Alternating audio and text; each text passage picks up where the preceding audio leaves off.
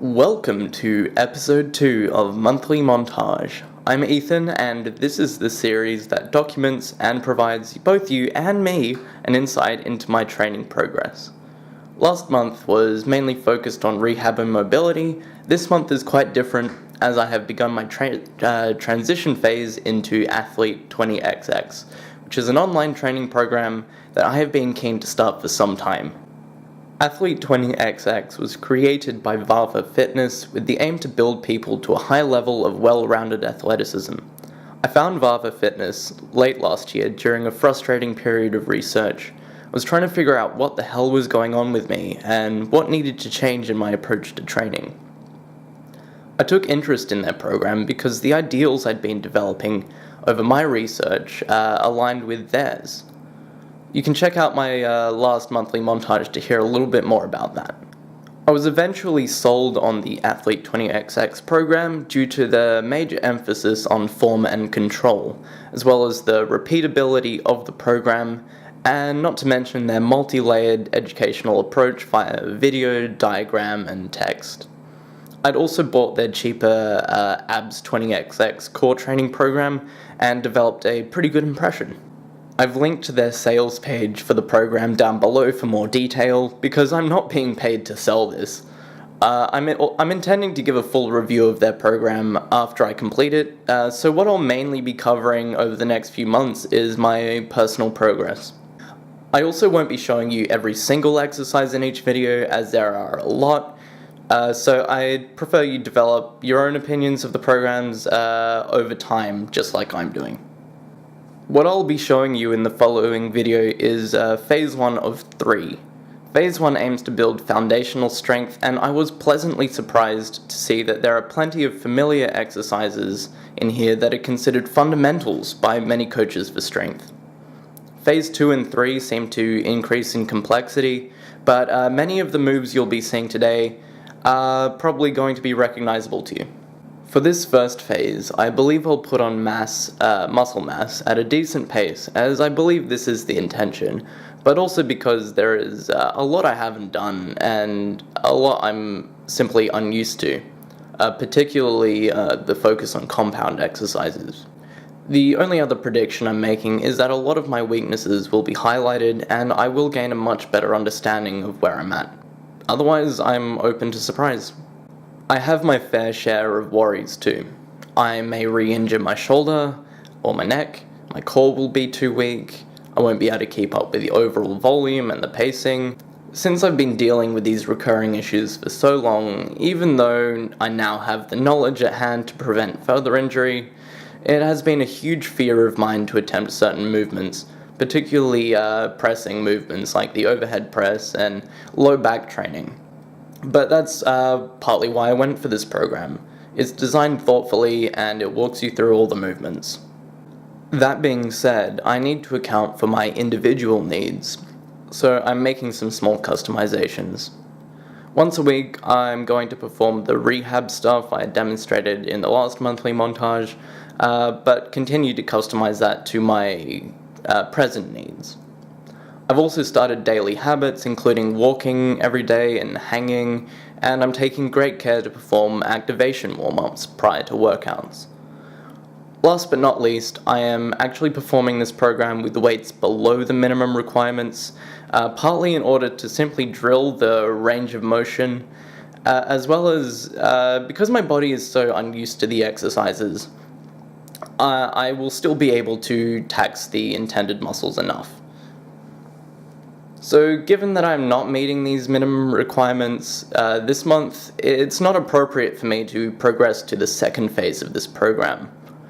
Thankfully, Athlete20XX is designed to be a repeatable program in this way, as each phase has room for progression in volume, weight, and of course, as your body grows and your form improves, the muscles will be able to work harder. So what I'm getting at is that I will be repeating phase 1 at least once, and all other phases until I am both meeting the minimum requirements in volume and weight for each workout, as well as performing the movements satisfactorily. So this is my morning mobility routine. the aim being both general well-being and reducing tightness and the likelihood of injury when I exercise later in the day. As my program is only 4 days a week, it helps to do this every day. I don't do the exact same things every day either, as the body's needs are always changing, but it generally looks something like this. Most of the squatting work I do is for the rotation of the hips, but I'll occasionally throw in some upper body stretching whenever I feel like it. This is another hip internal rotation exercise. Now, this is a useful stretch for the outer hip as well as the obliques. What makes it effective is squeezing the inner thighs together, which also makes it a good adductor activation exercise. I came up with this neck activation movement myself after thinking about what may best suit me currently after the strain I gave my neck a few months back. This enables me to lengthen the tight areas at the back of the neck and strengthen the weaker area at the front. I could get a similar benefit from neck extensions, but currently using the band this way feels better. And I can also work it in multiple directions, as opposed to holding a weight on my head.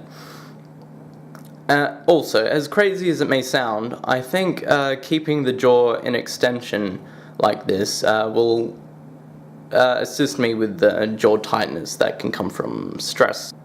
Hanging is absolutely a staple of my training, and I try to do it daily. I hang mainly for shoulder and spine health, as it really allows everything to decompress and realign, and I find I'll always feel better when going about the rest of my day. Lastly, as mentioned before, I also make a point of walking for health every day I can for a variety of benefits. So prior to my actual session, I perform a few movements to really ensure I get the most out of the exercises I struggle with, and this helps me prevent overcompensating and just poor form overall. For lower body, all I really do is a couple of sets of kneeling hamstring curls because my hamstrings are on the weaker side. I do a lot more for my upper body, particularly since overhead work is my big weakness. I use light bands and weights to increase my range of motion, to turn on my rear delts, serratus anterior, and my lats. I also do a little chest activation before push-ups, mainly for my left side. Given that I have had no lats my entire life, I have been trying to switch them on as much as possible prior to pulling sessions, using these rows you see here. So it's not really a row, the main focus is more about my scapular position and trying to keep that area packed tight. Okay, now this is the movement that really inspired the title here. I have been so cautious about aggravating my right shoulder and putting it into impingement that I have just started with this dowel rod here. I have a lot to learn about this movement pattern, as you can probably see, and I am doing my best to drill it properly before I move on to substantial weight. It has been challenging to keep total body tightness while pushing towards the right area, so performing the overhead press risk-free, it's really the biggest goal I have. So here we have 2 push-up variations. I have been absolutely loving this wide mobility version with shoulder retraction, as it allows me to work the chest and triceps while also taking a lot of tension off my anterior delts. My biggest grievance with this is probably the amount my neck juts forward, which shouldn't be too hard to correct. Now this second variant, it's a whole other story, as despite the training I have done to prepare for scap push-ups, I lack a lot of coordination in transferring from the top and back into the press, which may be why my shoulder is a little uncomfortable. So to counteract, I have just started my first week off with a single rep per set and added 1 rep per week in order to acclimate. These are a couple of exercises I'll be grateful for a long time. I've been trying to find ways to improve my overhead mobility and my serratus anterior strength for a while, and this does an amazing job. I can see that my shoulders don't come quite high enough and spread a little wide in the overhead, so that's definitely something to work on.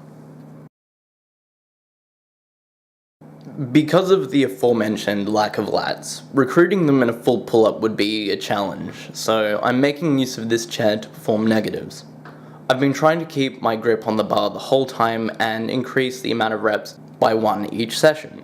I'll be progressing to making jumps to the bar and hopefully to complete reps in due time. I'd say my main issue here is control, and I need to slow these reps down. If it wasn't clear that I needed to do rows before the workout, it is now, hopefully.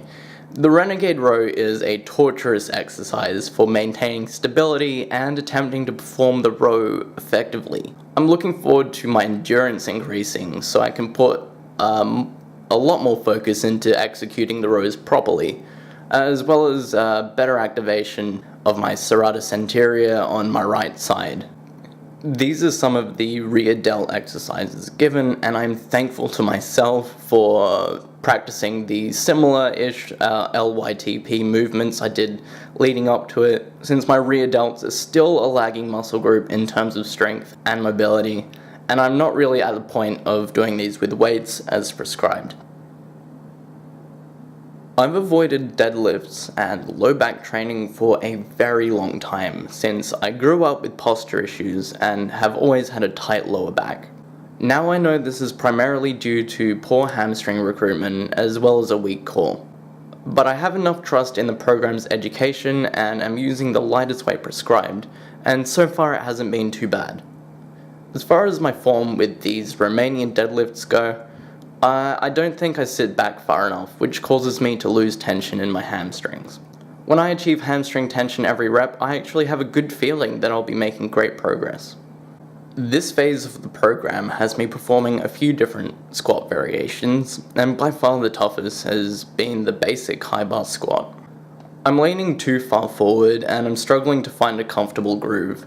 I'm not entirely sure why, but I'd say it's mainly a hip mobility issue, as well as poor bracing and tightness in the core and my upper back. It's my opinion that I need to double down on the massage and the stretching for my hips and legs over the coming months. The wall deadlift isolates the low back. I don't have any discomfort, which I was most concerned about, especially when I'm braced properly. But I am having some difficulty in feeling my back activate on both sides. And this may be due to my leg and hip position or imbalances that I still have. As should already be clear, I am struggling to reach parallel in the donkey kicks. I am hoping it's just due to weak hamstrings, so all I have to do is try harder. The upside is that I am feeling my hamstrings work, so I am doing something right. These have been getting easier, but I am still very unsatisfied with a clear unbalance between my left and right hips. My left glute medius seems to be handling this with no issue, while my right struggles to be and remain active. As I've mentioned several times now, I have weak abs and obliques, but I took myself by surprise that I was able to adapt fairly quickly to get to this point, where I barely have to reset myself. Doing this workout during week 1 sucked. I had to reset and re-brace on every half rep, and now I can just about do a full set. And now, of course, my coordination is slightly off, as the arms and legs should be moving synergistically, and I cheat a little at the top on some reps, but at least my upper abdominals aren't taking the entire load like they used to.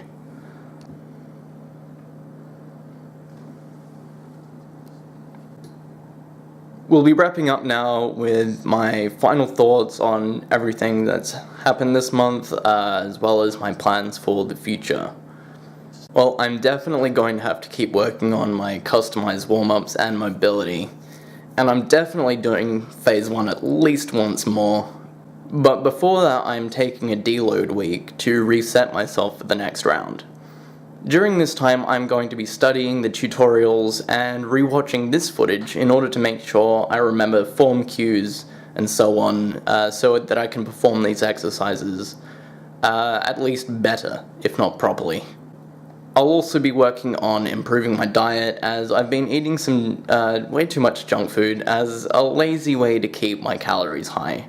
I care about my health and I know better, so I'll be making some changes this week.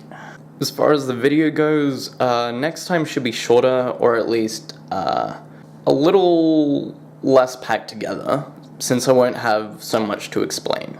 There will be a couple of new exercises shown each time, as pretty much every movement has a variation that changes from week to week, but I'll still be focusing on what I care about the most, such as the overhead press.